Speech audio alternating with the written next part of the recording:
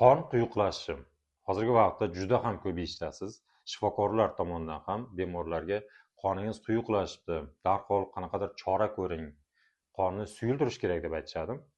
Nimasi bilan xavfli? Qon quyuqlashsa giperkoagulyatsiya, ya'ni tromblar hosil bo'lishi mumkin. Bu esa infarkt, insult kabi og'ir asoratlarga olib kelishi mumkin. Mening ismim Berdiqul To'rayev, kardioxirurgman. Tibbiyot sohasi bo'yicha sizlarga foydali va qiziqarli bo'lgan ma'lumotlarni yetkazishda davom etaman. Hozir bafurja qonning quyuqlashishi nima uchun xavfli? Qanday qilib oldini olsak bo'ladi? Hammasini tushuntiraman. Qon nimasi bilan ahamiyatli? Butun organizmga, hamma organ va sistemalarga kislorod va ozuqa moddalarini tashiydi. Qonning quyuqlashishi sababli inson o'zini holsiz sezadi. Qonning quyuqlashishiga eng asosiy ko'rsatkichlardan biri bu organizmning suv bilan ta'minlanganligi.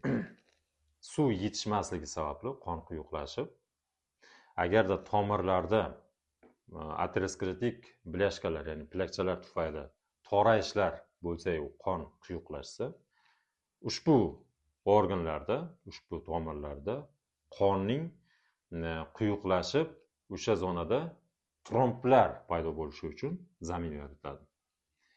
Bizlarning hududimiz, O'zbekiston va O'rta Osiyo hududi juda ham issiq iqlimli davlatlar. Yoz uzoq muddat davom etadi.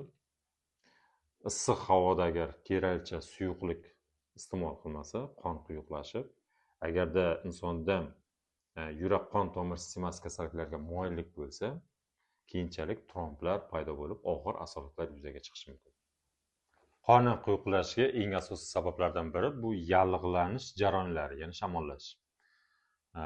Esimizdan chiqmagan bo'lishi tabiiy, Covid vaqti eslaringizda bor, qon quyuqlashib, tromblar hosil bo'lishi evaziga og'ir asoratlar yuzaga keldi. Ko'p insonlarda va umuman organizmdagi shamollash, yallig'lanish jarayonlari qonni quyuqlashga olib kelishi mumkin. Shu bilan birga ko'p kasalliklar, jarayonlar bor. Trombotitlar sonining oshishiga va qonni quyuqlashga olib kelishi mumkin. Bular qandli diabet kasalligida moddalar almashinuvi buzilishi natijasida ham qon quyuqlashadi va ayollar oral kontratseptiv dorilarni qabul qilish evaziga ham qon quyuqlashib, tromblar hosil bo'lishi mumkin. Qonning quyuqlashishiga eng asosiy sabablardan biri bu nasl hisoblanadi.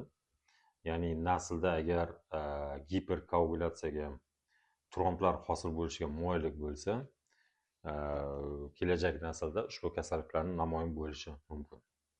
Agarda sizda holsizlik, tez charchash, boshda og'riq, umuman qonning quyuqlashishiga shubha bo'lsa, shifokorga murojaat qilasiz. Shifokor sizga analizlarni, ya'ni koagulogramma, dedimer, gematokrit ko'rsatkichlarini tekshirishni buyuradi va shu bilan birga qon tomirlarini ultratovush tekshiruvi yordamida tekshirish kerak. Maqsad qonning ivish sistemasini tekshirish, qonning quyuqligini va tromblar hosil bo'lishini oldini olishimiz kerak.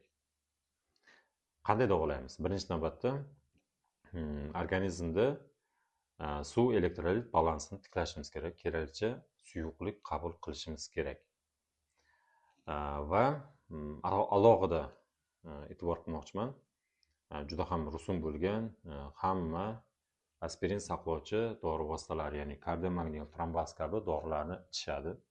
Qonni suyultirish kerak deb, bu noto'g'ri. Qachonki yurak ishemik kasalligi tasdiqlansa, shundagina antiagregant dori vositalari, aspirin saqlovchi dorilar qabul qilish kerak.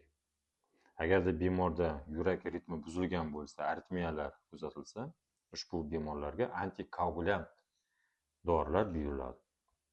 Hamma dori vositalari faqat shifokor ko'rsatmasi asosida qabul qilish kerak.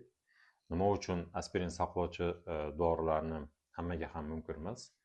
Uni nojo'ya ta'siri oshqozon ichak shilliq qavatiga ta'sir qilib, agarda yara bo'lsa, qon ketish ehtimolligi bor.